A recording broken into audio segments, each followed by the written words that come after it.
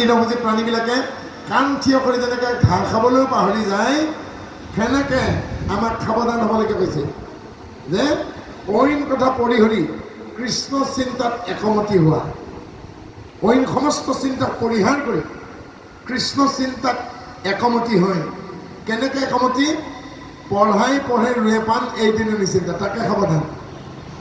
পঢ়াই পঢ়ে ৰুৱে পাণ এই তিনিও নিচিন্তে আন, সেয়ে হ'ল সাৱধান। সাৱধানৰ অৰ্থকে অৰ্থাৎ জনাই নজনাই আমি এজন শিক্ষক, কেৱল মোৰ ছাত্ৰ ছাত্ৰীবিলাক মেডিকেলৰ তাৰমানে চিকিৎসাৰ বিজ্ঞানৰ, তেওঁলোক নাৰ্ছবিলাকক আমি শিকাওঁ। গতিকে আৰু নাৰ্ছবিলাক মোৰ ছাত্ৰী, অৰ্থাৎ যিসকলে পঢ়ে, যিসকলে পঢ়ুৱাওঁ, দুই পক্ষই একান্ত হ'ব লাগিব, একচিত্ত।